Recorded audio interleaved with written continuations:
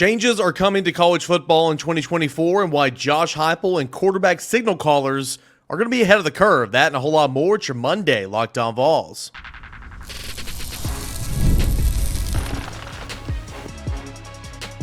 You are Locked On Vols, your daily podcast on the Tennessee Volunteers. Part of the Locked On Podcast Network, your team every day.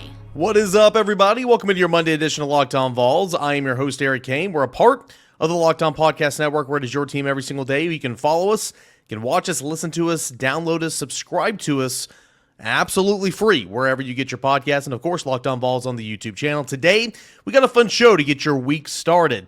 New rules coming to college football: the 2-minute warning and helmet communication. It is official for the 2024 season. We'll kind of break down that and how that affects Tennessee.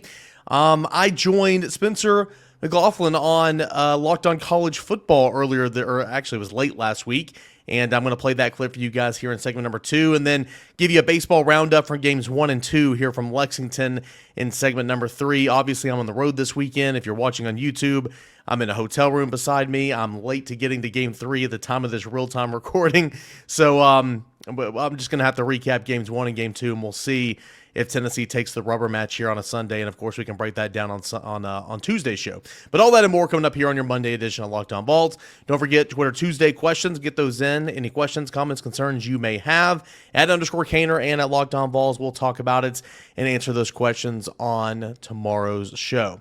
So new rules. What are those new rules? Well, they've been talked about a little bit from time to time over the offseason. It is the implementation of the 2-minute warning and helmet communication for college football teams. And some of these teams will be kind of have already been experimenting a little bit. We'll start with helmet communication because I think that's the one that kind of jumps out at you a little bit more.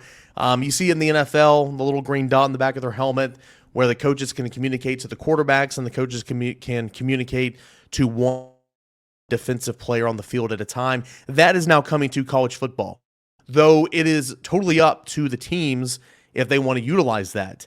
And I say that, and I put a stress of importance on that, because I don't think Josh Heupel is too keen on using helmet. I guarantee you Tim Banks is, Tennessee's defensive coordinator, because why not? How in the world would you not want to be talking to your middle linebacker or maybe your strong safety, whoever Tennessee designates to have that helmet communication in, up until 15 seconds before the snap, or when the ball is snapped if it happens before then. Those are kind of the rules.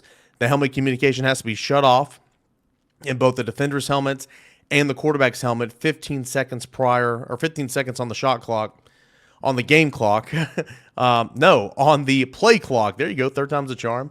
Or if the ball is snapped. Now with Tennessee's offense, typically you're going to be snapping the football before 15 seconds on the play clock. So when the ball is snapped, the communication shuts off. But if you're a defender or you're a defensive play caller, man, you want to be in the ear of your guy and say, hey, look at this, trips up top, send someone here, do this, yada, yada, yada. But if you're an offensive player, such as Josh Heupel's background, Joey Halsey's background, and those two guys are going to be making the play calls for Tennessee, you kind of have a system. And with the tempo, your system's been in place for years, and you don't really want to mess with all that. So I'll be intrigued to see exactly kind of what Tennessee does and how Tennessee evolves with this, though it is an option if Tennessee wants it. Super intrigued to see kind of what's going on here in that regard. So nonetheless, we'll see exactly what happens, but that is an option for offenses, the helmet communication, and defenses, and I think Tim Banks will certainly utilize that for sure. Now, the question will be, whose helmet does it go in on defense? In Tennessee's defense, I think it could be a strong safety. It would make the most sense for it to be a linebacker whose, helmets will be equipped with that, because obviously defense is a rotational position to where, if you designate Keenan Peely and Arian Carter, well, they might be on the field at the same time at points or another, so they have to turn off one of those helmet communications for whoever's in the ballgame at that point. Again, we'll just have to track this and kind of see how it evolves, but I think this is a good thing for defense. For offense, we'll see. Tennessee experimented a little bit with that in spring practice. Did not have it in the orange and white game. We call them the wiggles. It's the guys signaling in plays to the quarterback, and Nico Iamaleava. One's wearing all red, one's wearing green, one's wearing blue. And of course, 2 are decoys and 1 is the actual signal, getting the headset and getting the call from Joey Halsley or Josh Heupel. In the orange and white game, it was Joey Halsley who was calling plays, but they're getting the signal. 2 decoys, 1's actually real, and then you go on and you send the play into the quarterback. So we'll see what happens, but it is legal now. It is allowed, and teams will certainly be utilizing that. Now, on to the 2-minute warning. The 2-minute warning, I think, is going to be very beneficial for play callers who have played and have experience with this. Now, Josh Heupel had a cup of coffee in the NFL. I'm not trying to say that Josh Heupel had a long 10-year NFL career and it was all great. I mean, he had a cup of coffee in the NFL, but he has talked about his experiences with helmet communication and with the 2-minute warning before. He kind of knows how to go and navigate through the waters of, okay, well, let's get this play off right here. We got a 2-minute warning. We can bank on that timeout. I mean, we've all done it. We've all played Madden in our lives, and we all, as a play caller in a video game setting, say, all right, well, let's get this. We can bank on the 2-minute warning, or when we're watching our favorite teams on Sunday afternoons. I think the 2-minute warning is going to be very beneficial because it's a free timeout, and it kind of gets something back for the running clock on first downs as it was implemented before last season, if that makes sense. You get an extra timeout. It alleviates back-to-back TV timeouts as well. But you get a 2-minute warning, a chance to go over there and utilize your coaching staff and kind of talk things over and decide kind of where you want to go and how you want to attack this drive. And I think having a quarterback background, obviously Josh Heupel has that, obviously Joey Halsley has that, is only going to benefit them in navigating these waters with their quarterbacks and Nico Iamaleava and Jake Merklinger, Gaston Moore, and then one day George McIntyre, and kind of, going through that strategy of before the end of the half and before the end of the game, okay? And, 2-minute warnings will suffice for the last 2 minutes of the first half and the last 2 minutes of the ball games. Those are when the 2-minute warnings are going to be here. Some other changes coming to NCAA football or some rules that have been passed. Penalizing horse collar tackles that occur within the tackle box is a 15-yard personal foul. Allowing conferences the option to use collaborative video replay review system. And head coaches can now conduct interviews with broadcast partners after the first and third quarters conclude. And every head coach in America is saying, "Oh, thank you for this, because that's what we want to do. That's exactly what we want to do in the middle of a game is have an in-game broadcast."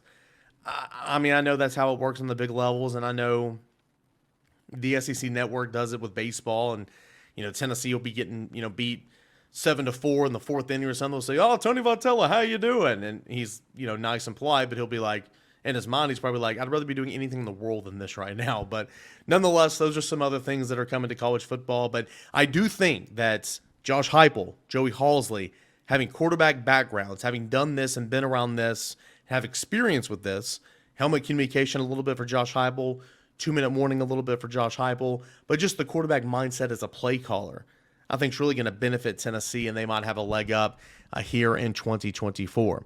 All right, so those are some changes coming to college football in 2024. When we come back, I sit down and have a conversation with Locked On College Football on the Tennessee football transfer portal window right now. That is coming up next when we continue on with the Monday Locked On Vols.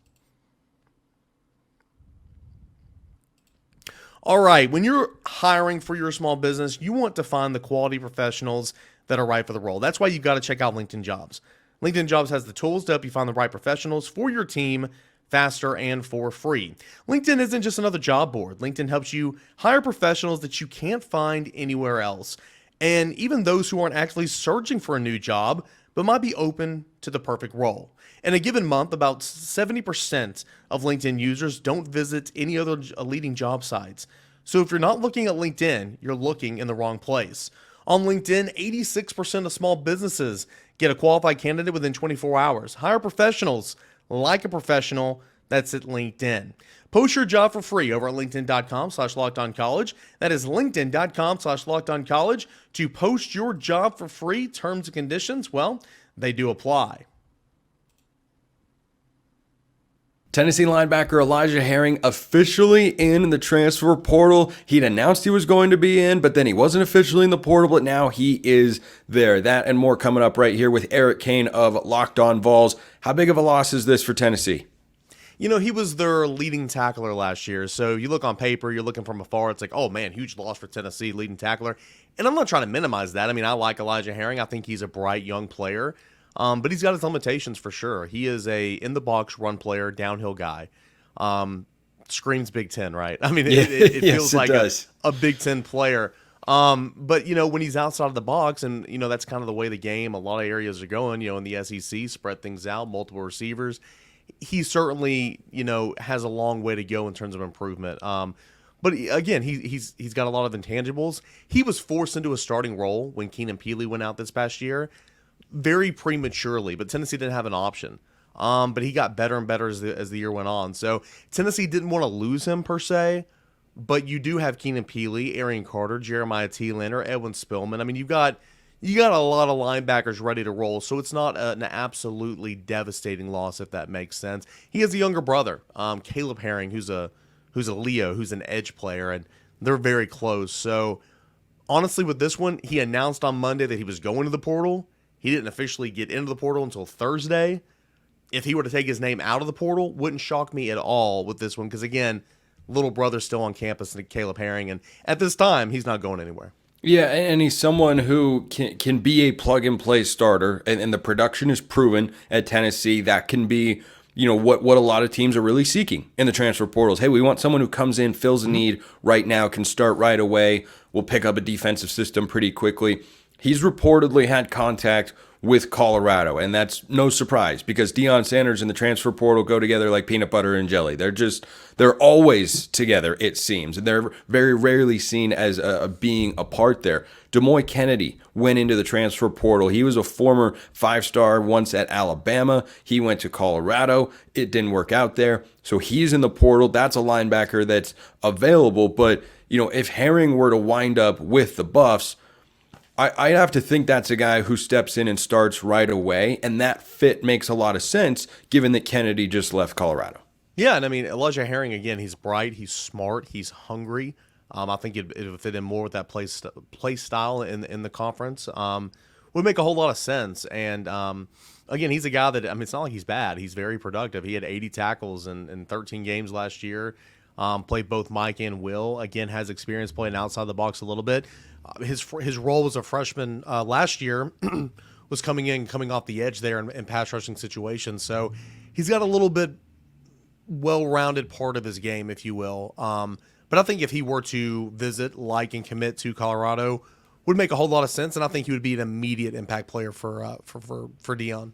Yeah, when you say run-stuffing linebacker, that screams Big Ten, especially when you look at the lineup of quarterbacks in the Big Ten this year. It's not a very impressive list. I mean, we had Jay Stevens of Locked On Buckeyes on the show recently talking about how Will Howard might not even be the starter at Ohio State, which has been an assumption for a long time, but that doesn't look to be set in stone. You've got Dylan Gabriel at Oregon. You've got Drew Aller at Penn State.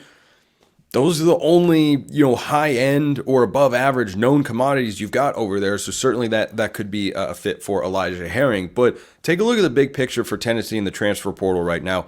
They've been pretty quiet in Knoxville, both on the additions front and on the departures front. What does that mean for Tennessee football at the moment? Yeah, I mean, I think it's a good thing. Elijah Herring really to this point has been the only one that has announced intentions of entering the transfer portal or anything like that. I think that there are some guys that we kind of expected that might look around and maybe go. But remember, at this point, until it's petitioned in court, and they changed that as well, in the SEC, in this window, if you enter the portal, you can't go to another SEC school. So you're kind of limited a little bit, right? But I think it also shows that, hey, these guys like being on this team. These guys like being a part of this locker room and this culture with Josh Heupel, the staff that they've created, and kind of know that Tennessee's kind of on the brink right now. You're kind of in that conversation of, hey, with 12-team playoffs, man, you can push and have a chance to go win a national title, and you kind of go on a run here and you win a couple of games. Maybe you can be in Atlanta and playing for an SEC championship, and the belief around quarterback Nico Iamaleava. So I think it's all that kind of stuff, and I think it's a good thing because I think this roster is pretty good. But I will say this, you're one twisted ankle away at running back from being in a real issue here. You got Dylan Sampson, who's your starter. He's good. Cam Selden, your backup, is out with an injury, and he might be out until about midway through September. We don't know. after that, you have a whole lot of inexperience and a whole lot of unknowns. And so going and getting a running back in the transfer portal, and they're evaluating that right now, would make a whole lot of sense. However, going and paying $400,000, $500,000 for a third-string running back makes no sense. So if they are going to take a guy, I think it would be a running back, but it would have to make a whole lot of sense, multi-year, and you can't rock the boat. I mean, I don't know what Dylan Sampson's making in name, image, and likeness, but I would imagine you can't go out and get this guy and pay him more to come and play behind him. You know what I'm saying? It's the new era of college athletics that you got to kind of be aware of. Well, and it's a complicated spot to be in when you're trying to fill a reserve role, because typically guys go into the portal because they want to seek more playing time, right? And so, to use an example that I'm familiar with, Jay Harris transferred to Oregon and could be, is the third or fourth string running back going into this year. He transferred from Division II Northwest Missouri State. It's pretty rare that you can find a transfer third string running back who'd be willing to come in and, have that sort of role, which is going to be limited, because typically a guy is leaving because he is a third string elsewhere or a fourth string and he's further down the depth chart. And, going to spend NIL dollars for someone that could fill in if an injury takes place, it might not feel like an efficient use of dollars for the collective and whatnot. So I think that's kind of a tricky spot to be in. And you talked about the depth chart there for Tennessee and kind of how that could make sense. A name that comes to mind is Colorado running back Alton McCaskill, a guy who might have been a top two at Colorado had he stayed, but he goes into the portal instead, hasn't played a lot the last couple of years. But other than that, every running back I see going in the portal, I think is probably going to go somewhere with the intention of being, at worst, the number 2 back. Yeah, and I mean, Tennessee's got Nico at quarterback, and last year they had Joe Milton at quarterback and Nico, and then those were really the only 2 scholarship quarterbacks on roster. This year you got 3 scholarship quarterbacks, but the fans have been saying, well, go get a body out of the portal, right? Just go get a quarterback out of the portal to make sure if Nico gets hurt that Tennessee's going to be okay. Is Jake Marklinger comes along as a true freshman, but to your point, what you're just saying, it's like, hey, how many quarterbacks want to say, oh yeah, I'll come to Knoxville and I'll sit behind Nico Iamaleava and I won't play at all, but I'll come, sign me up. It's not very appealing, right? I mean, there's not a lot of guys in the transfer portal that want to do that. So again, I think the transfer portal is great in so many different ways. Like, you can help your roster, guys can go and get new opportunities and all that, but also it's just not as easy as, oh, that guy hit the portal, let's go grab him and throw him to my roster on Madden or NCAA. It just doesn't work like that a lot of times. So I think we're kind of going through that in the running back situation now. Like, sure, Tennessee needs a running back. I agree. Will it get one from this portal window? I don't know, because there's just, again, so many different factors. Yeah, do you like where Tennessee's roster is at with the lack of portal moves here? Like, is there any other position that you look at? Let's say Elijah Herring does end up leaving the Vols for 2024. Is there any position group where you say, okay, maybe a transfer or starting caliber player would be better at this particular spot? Or do you feel like the Vols are set with, a top 4 or 5 roster in the SEC?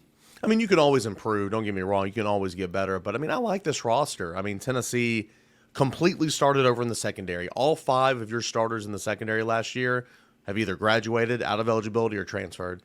So you're starting from fresh. And you went out and got Jamal McCoy, who I know you're very familiar with at cornerback, and Jacoby Thomas from MTSU coming up, and Jalen McMurray from Temple. And, you added those guys to the mix. You brought up some young guys, and sure, like maybe a defensive back if one's available.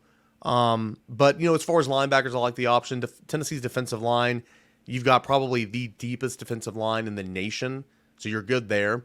Offensive line, you got to figure out who's going to be your left guard, but there were so many guys who were injured this spring that you never really got to look at that true competition. So if one's available and has multiple years and makes sense, sure, go get them. But outside of that, you're pretty good at guard and some of the young guys that got a lot of work this year. Quarterback, you're good, and of course that brings us back to wide receiver. You're great, and brings us back to running back. So yeah, I mean, I think I like this roster. I do. I think this is a roster that is not perfect. It's got some limitations for sure, but again, it's got the makings of being a really solid football team, whereas the rosters that have been here for Josh Heupel when he took over a couple years ago, man, you were kind of in survival mode. You're not in survival mode anymore. You're in attack mode and like, hey, let's go get this dub mode and let's go be one of the best teams in the SEC. That's kind of where your roster is right now. So the lack of movement so far Not a surprise, because you don't have to go and just take a guy like you had to in years past. The latest in Knoxville, Eric Cain, Locked On Vols on YouTube and wherever you get your podcasts. Eric, thanks for stopping by. Hey, thanks so much. I want to tell you about our friends over at FanDuel Sportsbook. It is playoff time in the NBA right now. Those first-round games are going on. The play-in tournament is wrapped up. Baseball's in full swing. The MLB regular season is off and running. Shout out to my 14-5 Braves. FanDuel is the best place to bet on every single game. Right now, new customers can get $150 in bonus bets guaranteed. That is $150 win or lose. Bet on everything from slap shots to home runs to slam dunks, all on the app that is safe, secure, and super easy to use. Visit FanDuel.com/LockedOn because, honestly, what are you waiting for? That is FanDuel.com/LockedOn. FanDuel.com/LockedOn to make your first bet an automatic win. FanDuel, it is America's #1 sportsbook. All right, welcome back in here to your Monday edition of Locked On Vols. I'm your host, Eric Cain, again, coming at you from Lexington before Game 3 because I'm on the road and I've got to do the game, do my work, and then come back Sunday night. I'm going to be kind of breaking down and discussing Games 1 and Games 2 from the series before the rubber match, and I recognize that. A huge rubber match on Sunday afternoon. It's not technically going to be talked about here on this episode because I'm recording it before then. It's just kind of nature of the beast, right? When I'm out there covering the team, I've got to get back home. So Tennessee and Kentucky enter Sunday's Game 3, knotted at 1 game apiece. Really good baseball series so far. Let's go to Friday. Tennessee held a lead at 3-1 up until the 7th inning. And then you had a 3-run 7th inning to where Kentucky took the lead and never looked back. They hit a home run in the 8th and ended up winning 5-3 in Game 1. It was very demoralizing, too, because, man, Tennessee, you felt like Tennessee had it. You knew no lead was safe because Kentucky is such a good ball club. Remind you, this is number 3 Kentucky hosting number 4 Tennessee of this past week's rankings. And it was a sellout crowd on Friday night.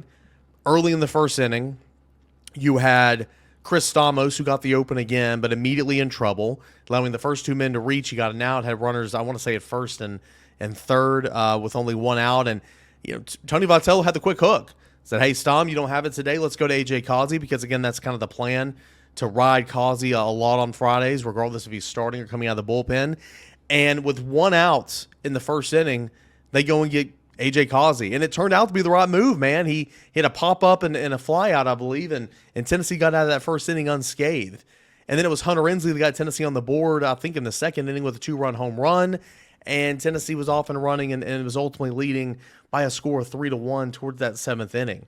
But Tennessee left men on base. And in that 7th inning, with 2 men on base, a hard-hit liner to Billy Amick at third gets past him on a ball that was originally ruled an error, okay? But they went back after the game and changed it to a hit.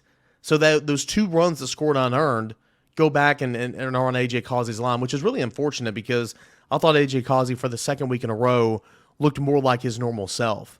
He went 6 innings in the third, gave up 4 runs total, but again, it's tough because 2 of those were originally ruled an error.